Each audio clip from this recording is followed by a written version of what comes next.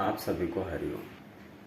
क्या आप जानते हैं कि योग में सबसे बड़ा हर्डल यानी सबसे बड़ी समस्या क्या होती है? सबसे बड़ी समस्या योग में है आलस।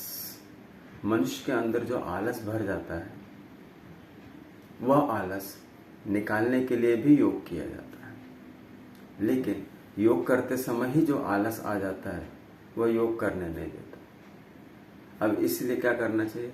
तो आलस अपनी जगह है, ठीक है, लेकिन अभी जब आप योग करना शुरू कर दोगे तो धीरे धीरे उस योग को करते समय भी आपको बड़ा आलस आएगा, बिल्कुल मन नहीं होगा करने का। लेकिन आप उन सारी परिस्थितियों से बाहर कब निकलेंगे? जब आप लगातार निरंतर योग करते रहेंगे तो आप आलस छोड़िएगा।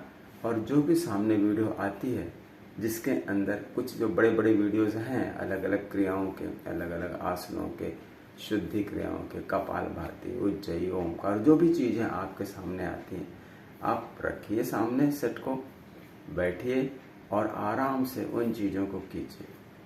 1 दिन, 2 दिन, 3 दिन, 4 दिन करते रहिएगा। शुरू में थोड़ा सा बहुत अटपटा लगेगा कि अरे ये तो उचित नहीं है, ये तो ठीक नहीं है, अब इतने काम है, उतने काम है, जितना समय योग करने में लग रहा है उतना समय तो मैं रनिंग कर लेता, वॉकिंग कर लेता हूँ। तो बहुत सारी चीज़ें मन में विचार आते हैं। हर एक चीज़ का अपना अपना महत्व है। योग अपनी जगह है, बाकी क्रियाएं सब अपनी जगह है। तो योग का महत्व यदि आपको लगता है कि नहीं सच में योग करना चाहिए तो आप यहाँ वहाँ का बिल्कुल मत सोचिएगा, आप सीधे उसमें लग जाइएगा, शुरू कर दीजिएगा। धीरे धीरे धीरे आपको वह चीज़ें आने लगेगी।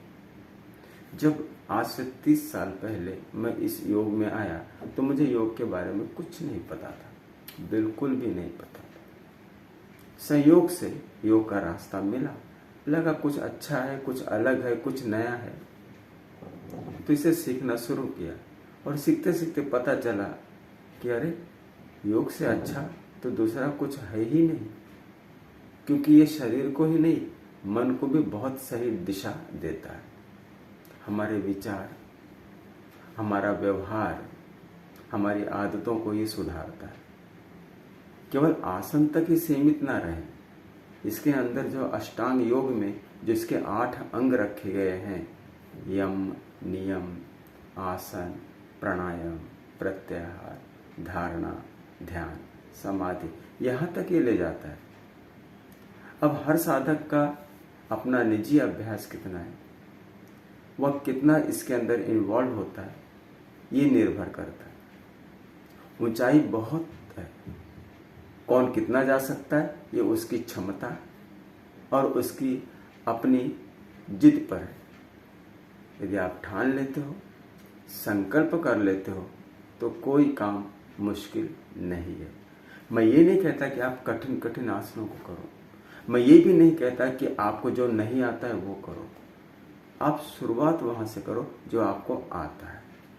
सबसे सरल क्रियाओं से शुरू करो, सबसे सरल आसनों से शुरू करो। धीरे धीरे इनका अभ्यास जब करते रहोगे तो आप देखेंगे कि कुछ ही दिनों में आपका शरीर उन चीज़ों का आदी हो जाता है, हैबिचुअल हो जाता है, और फिर धीरे धीरे वही चीज़ें करते करते आप उन चीज़ों को भी कर लेते हो जो चीज़ें आपको शुरू में कठिन लगती थी। तो आसानी से, धीरे से, आहिस्ता से, सही मार्गदर्शन में योगिक क्रियाओं की शुरुआत कीजिएगा और धीरे धीरे आप कदम दर कदम योग में आगे सफलता की ओर बढ़ते चलेंगे। आप स्वस्थ रहें, मस्त रहें और व्यस्त रहें, ऐसी कामना के साथ आप सभी को हरिओम और धन्यवाद।